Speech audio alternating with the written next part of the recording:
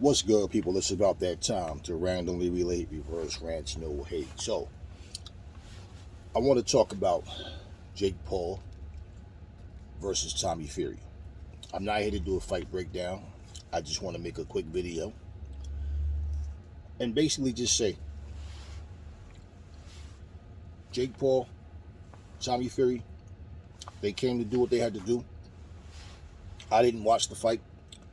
I have no interest in watching the fight. I saw the highlights.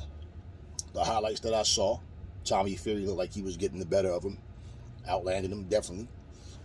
And pretty much, Tommy Fury was the underdog. The reason Tommy Fury was the underdog is because he's not that good of a fighter. Jake Paul and Tommy Fury are on the same level. Tommy Fury has more fights. This is what Jake Paul's quest has been. He's a real fighter. He want to say he's fighting a guy that's a real fighter. The same with Hassan Rahman Jr., a real fighter that's not that good. So basically, Eddie Hearn, so many other people said they expected Jake to win by knockout. But I can understand why. Because once again, Tommy Fury is not that good of a fighter. Simple. Jake Paul was actually the favorite. Okay, Tommy Fury was the underdog. They're calling this a huge upset. As if Jake Paul is really that good. Well, let me say this. This isn't about liking Jake Paul or not liking Jake Paul or Tommy Fury or whoever. Right? What this is about is this. Not on a personal level for myself, but I'm glad Jake Paul lost this fight.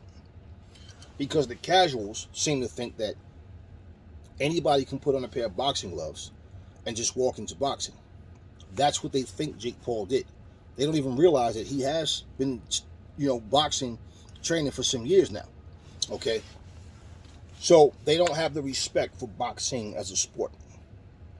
This is why guys put on a pair of shorts and some N ones or Jordan Air ones or whatever the hell and jump in the ring, hopping around with sold out crowds on the DAZN promoted platform with a bunch of YouTubers.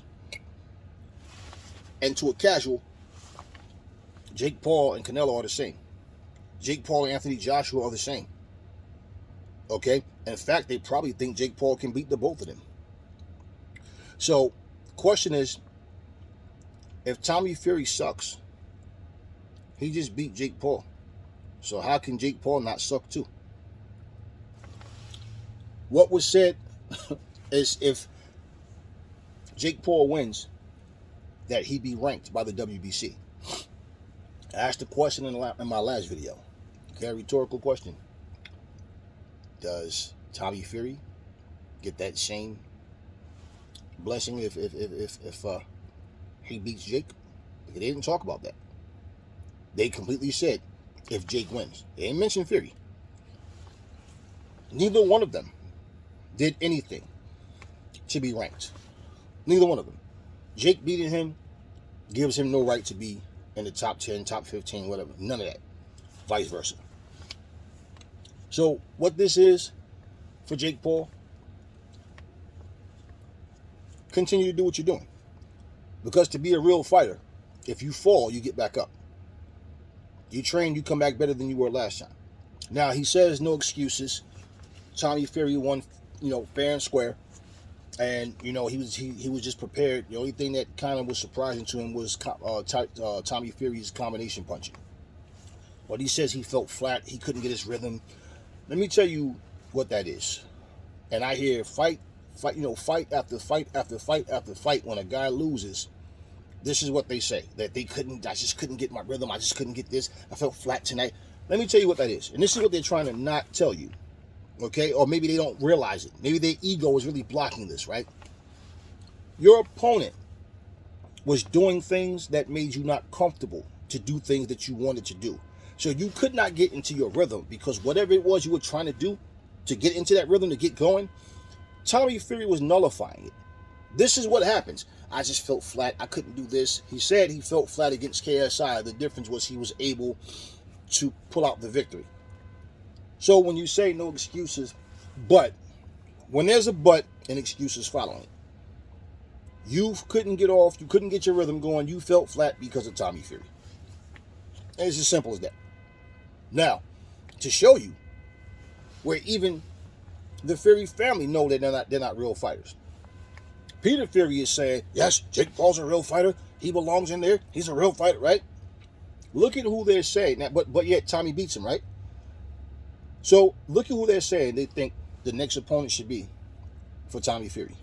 Logan Paul or KSI. Okay, let's talk real fighter, world-class fighter. How would you guys feel if Terrence Crawford decided that he was going to fight against KSI? How would you feel if Canelo Alvarez decided he was going to fight KSI? How would you feel if Jamal Charlo decided he was going to fight KSI? How would you feel if Benavidez, Bivol, any of those guys decided they were going to fight KSI? You'd say, but they're world-class fighters, man. They shouldn't be fighting this guy.